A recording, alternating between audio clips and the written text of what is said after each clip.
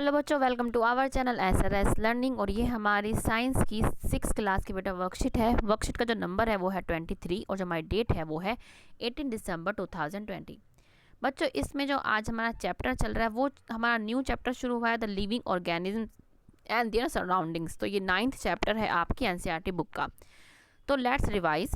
Right the names of 5 living and non living things each and name the place where you have seen them. हमें क्या है, 5 हमें living और non living things लिखनी है और ये भी लिखना है कि वो हमें कहाँ मिलती हैं। तो लिविंग कौन होती हैं, सबसे पहले आपको ये बताना चाहिए कि व्हाट आर लिविंग थिंग्स। को जो लिविंग थिंग्स कौन होती है, जो ब्रेथ करती हैं, जो ईट करती हैं, मूव करती हैं, रिप्रोड्यूस करती हैं, ठीक है, जिनके पास सेंसेस होती हैं, वो क्या होती है, लिविंग थिंग्स होती हैं। और नॉन लिविंग थिंग्स जिनके पास ये सब नहीं होता।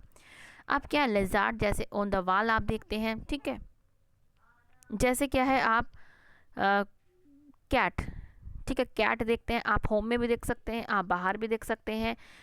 कैट हो गया, डॉग, ये सब क्या है, प्लांट्स हो गई, ये क्या है, लिविंग थिंग्स है, प्लांट्स है, ह्यूमंस है, ठीक है, ह्यूमंस है। और साथ में क्या है आपके स्पाइडर है, ये क्या है, आप अपने घर में भी देख सकते हैं, आप बाहर भी देख सकते हैं। क्या लिख देंगे आप, होम में, ये क्या अपने आप होम में देखते हैं। कैट भी आप होम में भी देखते हैं क्योंकि होम में भी होती है, और होम में भी लिख सकते हैं और बाहर भी आप लिख सकते हैं। डॉग भी आप होम में लिखते हैं, प्लांट भी और ह्यूमंस भी आप होम में लिखते हैं। तो ये हमारी 5 चीज़ें हो गई जहाँ जो हम लिविंग थिंग्स है जो हम देखते हैं। अब है नॉन लिविंग थिंग्स। अब नॉन लिविंग थिंग्स में बहुत सारी आती है आपकी, जैसे आपका बुक हो गई। बुक क्या है, आप अपने होम में देखते हैं, ठीक है, और क्या है, स्कूल में देखते हैं।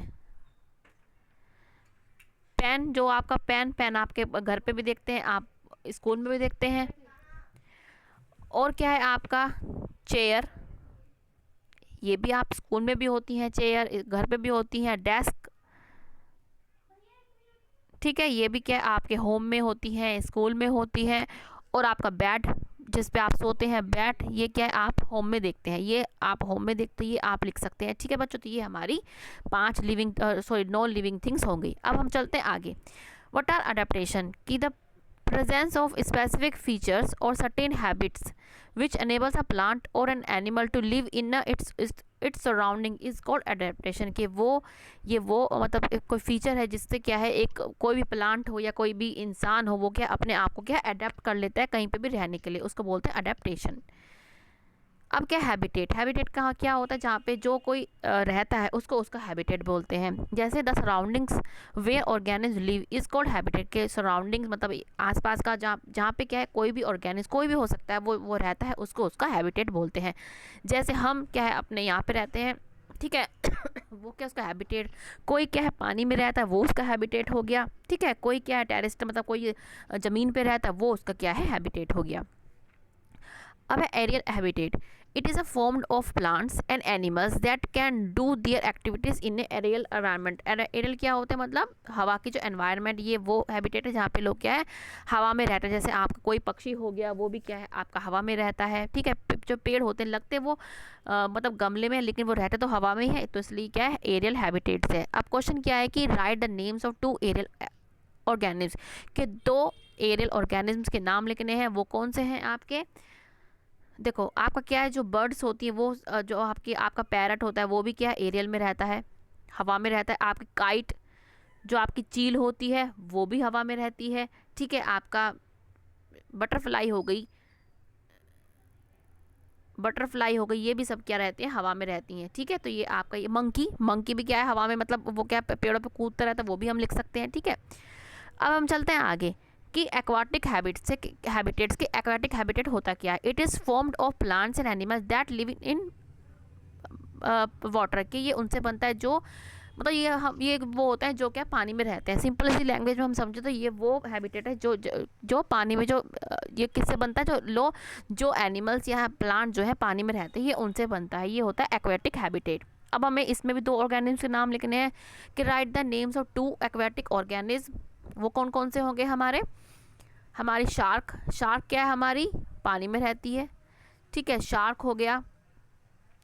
और हमारी क्या है, हमारा ऑक्टोपस हो गया, ऑक्टोपस हमारा क्या है पानी में रहता है। आप कोई पेड़ का नाम भी लिख सकते हैं, जैसे लोटस, वो भी क्या है, पानी में रहता है लोटस, ठीक है। तो ये हमारे ऑर्गेनिज्म हो गए, ये हो गया हमारा पूरा।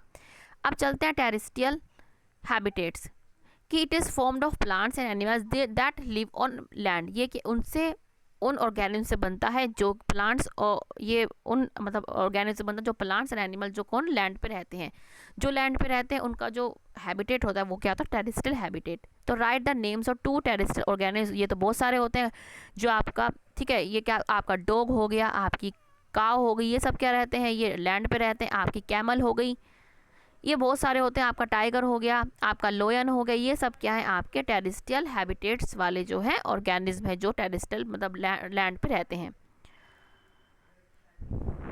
अब हम ये पढ़ते हैं कि biotic components are living organisms that are a part of environment, कि जो बायोटिक कंपोनेंट्स है वो एनवायरनमेंट का वो पार्ट है जो क्या है, जीवित है, उनको हम बायोटिक कंपोनेंट्स बोलते हैं, जैसे प्लांट्स और एनिमल्स। और abiotic components are the living components या फैक्टर्स इन एन एनवायरनमेंट, ये क्या है, एनवायरनमेंट का वो फैक्टर है जो नॉन लिविंग है, इसको हम बायोटिक बोलते हैं। और हम इसको बोलते हैं एबायोटिक जो नॉन लिविंग होता है, और बायोटिक जो लिविंग होता है, ठीक है। नॉन एबायोटिक में कौन कौन से आते हैं, आपके सैंड आ गई, आपकी एयर आ गए, आपका वाटर आ गई, ये सब क्या है आपके एबायोटिक में आते हैं।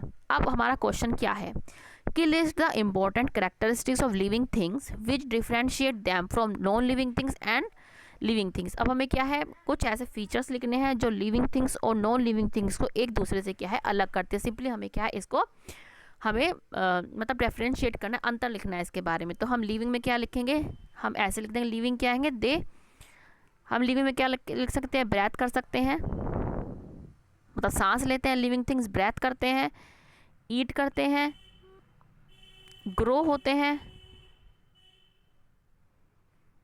मूव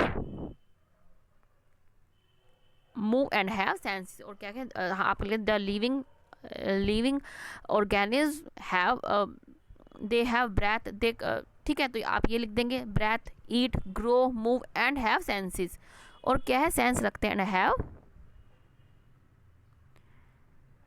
सेंसेस, मतलब जो सेंस रखते हैं, जैसे सूंघने की सेंस हो गई, टच की सेंस हो गई, ये वो है। तो सिंपली हम उसको पूरा मतलब सेंटेंस में ना बना के हम सिंपली लिख रहे हैं, लिविंग थिंग्स पे हम क्या करेंगे, ब्रेथ करते हैं, eat, grow, move and have senses. इसमें क्या, हम नॉन लिविंग थिंग्स में करेंगे, डू नॉट ग्रो,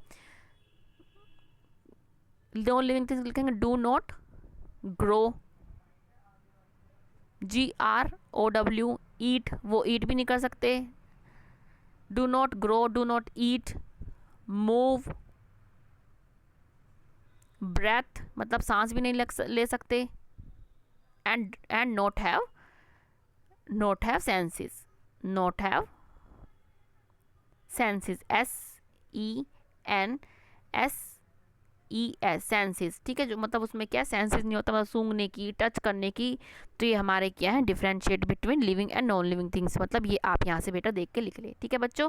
तो ये बच्चों आपकी 6th क्लास की जो है साइंस की वर्कशीट है। मुझे पूरी उम्मीद है आपको अच्छी लगी हो, तो लाइक का बटन जरूर दबाइएगा, साथ में subscribe the channel and hit the bell icon, और आप शेयर भी कर सकते हैं वीडियो को। मिलते हैं आगे की ऐसे ही अच्छी वीडियो के साथ। हमेशा खुश रहिए बच्चे, कोविड-19 से बच के रहिएगा। बाय बच्चों।